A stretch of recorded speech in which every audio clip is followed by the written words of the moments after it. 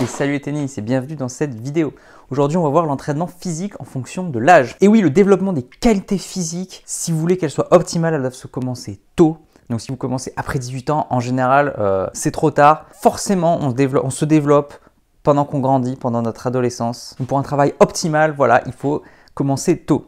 Évidemment, si vous commencez la préparation physique plus tard, évidemment, rien n'est perdu. Il vaut mieux commencer que de ne jamais le faire. Mais voilà, aujourd'hui, du coup, vu l'importance du développement du jeune joueur, on va voir un peu le développement des qualités physiques en fonction de l'âge. On rappelle que tout au long du développement, il faut qu'il y ait un suivi médical très rigoureux. Le tennis est un sport difficile, il y a beaucoup de pathologies, donc le suivi du joueur est très important. Alors, on va voir 4 grandes périodes du joueur de tennis. La grande enfance, la période prépubértaire, la période pubertaire et la période post-pubertaire. Donc pour la première période, la grande enfance, ça va de 6-9 ans à peu près pour les garçons et de 5-8 ans pour les filles.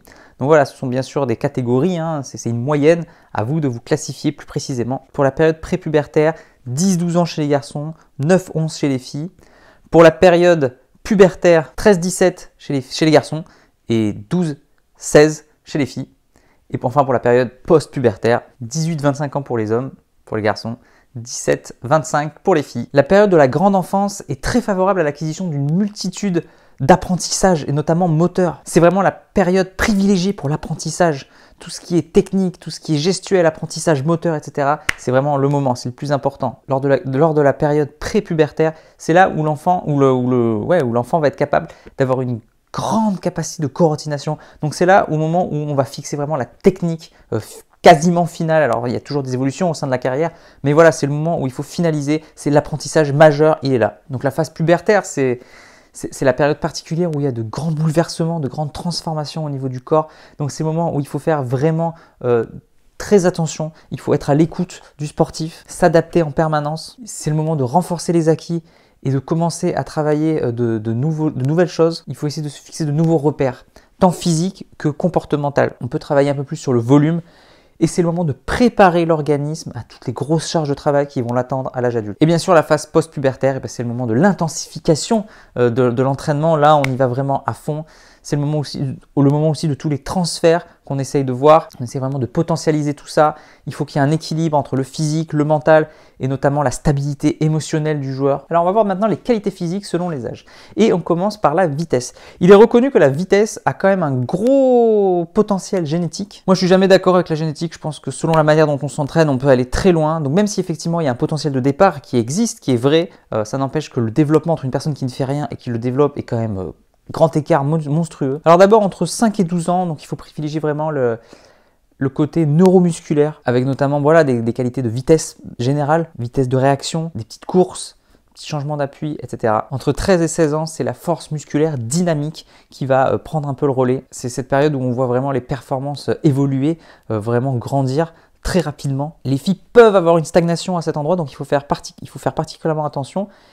Mais voilà, c'est le moment quand même de renforcer, de stabiliser un peu tout ça. Donc continuer le travail d'appui, notamment d'œil aussi, de temps de réaction. Il faut vraiment avoir une technique de course vraiment optimale. Attention toujours au changement morphologique du joueur à cette période. Donc après 17 ans, c'est le moment où il peut optimiser, utiliser vraiment ses qualités de vitesse sur le terrain. C'est vraiment la mise en application, la potentialisation, etc. Donc c'est le moment où on va le transférer sur le terrain au mieux. Parallèlement, il faut aussi faire un travail d'endurance de vitesse. Après la vitesse générale, la vitesse pure a du mal à se développer ensuite. Donc c'est vraiment un travail vraiment spécifique, particulier. Mais il faut travailler donc la vitesse quand même spécifique du joueur de tennis avec beaucoup de déplacements multidirectionnels. Alors on attaque ensuite la force. D'abord entre 9 et 12 ans.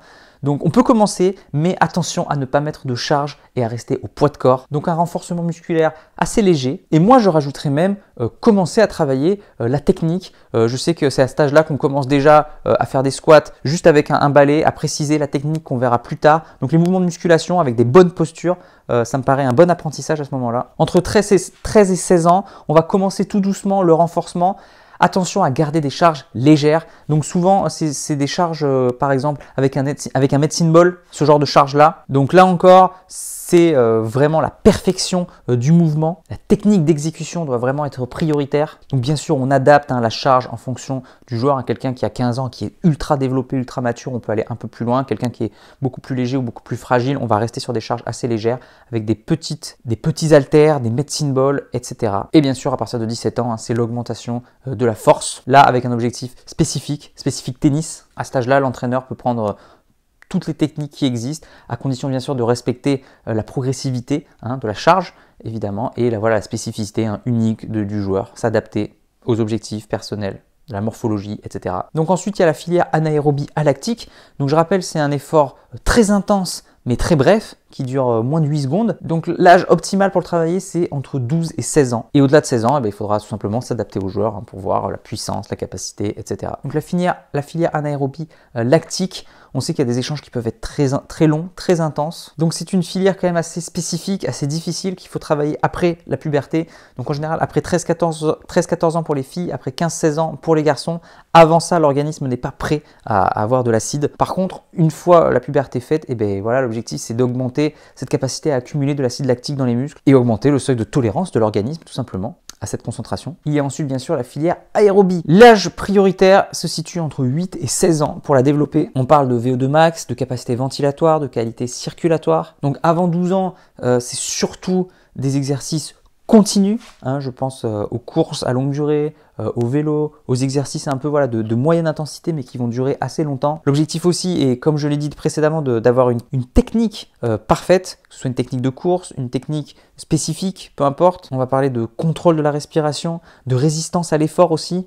Donc il y a aussi des qualités mentales qui peuvent rentrer en jeu. Et voilà, globalement, d'augmenter cette capacité aérobie. À partir de 13 ans, on va augmenter un petit peu et être un peu plus sur la puissance aérobie, tout en développant bien sûr, en continuant de développer la capacité aérobie bien sûr. Ce sont des termes dont on aura l'occasion de reparler, mais on va travailler également en parallèle l'endurance de vitesse. Et c'est l'arrivée des exercices intermittents, l'exercice royal au tennis pour travailler l'endurance, avec bien sûr toujours en parallèle l'exercice à longue durée, les VTT, les courses, etc. pour augmenter cette capacité aérobie et augmenter la performance globale. Alors on parle ensuite de la capacité d'adresse. Donc moi je parle de coordination, ma définition classique, qu'on a tous en tête, je pense. Donc l'optimal, c'est entre 5 et 12 ans, parce que c'est le moment parfait du système nerveux qui est optimal pour apprendre des nouveaux mouvements, pour l'apprentissage. Donc c'est la période royale. Il faut vraiment qu'il y ait un très grand nombre de situations de plus en plus complexes. Il faut qu'il y ait une grosse sollicitation du joueur pour développer ce qu'on appelle un peu l'intelligence motrice. Au niveau de la puberté, on va plutôt parler de stabilisation pour justement s'adapter aux transformations du corps, à sa nouvelle morphologie. Et bien sûr, plus on va grandir, plus il faut que ce soit très spécifique au tennis, forcément. Alors ensuite, il y a la souplesse. Même si on est très souple étant jeune, on conseille souvent de s'y commencer très tôt, justement pour entretenir cette souplesse parce qu'on sait qu'on va la perdre à l'adolescence, à la puberté, il va y avoir une régression. Donc essayer de la garder le plus possible pour pouvoir la travailler justement à la puberté, à l'adolescence. Et puis une fois l'âge adulte, l'optimiser en vue de la performance. Donc c'est là qu'on parle souvent d'équilibre entre la raideur musculaire et une souplesse. Moi j'ai l'impression qu'être souple, ça n'empêche pas la raideur musculaire. Mais voilà, il faut spécifier en fonction de l'objectif de chaque joueur et de sa morphologie bien sûr. Et voilà pour cette vidéo. C'était pas facile pour moi, je suis pas spécialiste de la programmation, de la préparation physique en fonction de l'âge. Donc c'est toujours un challenge, c'est super. Du coup, si ça a été un peu difficile pour vous, je vous mets un résumé là dans le tableau qui s'affiche. Donc voilà, le résumé est super. On voit en fonction des âges ce qu'il faut travailler en un seul coup d'œil. Donc si jamais vous êtes joueur ou que vous êtes parent, que vous avez un enfant ou que vous êtes entraîneur, et que vous avez un public spécifique, du coup c'est parfait, il suffit de regarder l'âge et de savoir quoi travailler. Donc on est sûr de ne pas se tromper. Évidemment, si vous êtes préparateur physique, il faut maîtriser ça sur le bout des doigts pour pouvoir vraiment vous adapter au public. Et je rappellerai toujours que malgré le tableau, malgré les chiffres, il faut toujours s'adapter au joueur lui-même et ne pas le faire rentrer dans des cases directement. Toujours être à l'écoute du joueur, de sa morphologie, de sa psychologie. Allez, c'est bon pour aujourd'hui. Moi, je vous dis à demain. Demain, on verra une qualité très importante, la vitesse. À demain, moi, je vous dis à la prochaine. En attendant, n'oubliez pas, allez jouer au tennis, développez vos qualités physiques, progressez et surtout, faites-vous plaisir. Ciao. Si vous voulez aller plus loin, je vous propose 2 formations avec 2 experts de la préparation physique.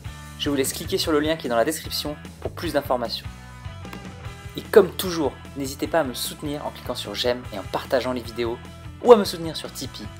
Merci et à bientôt.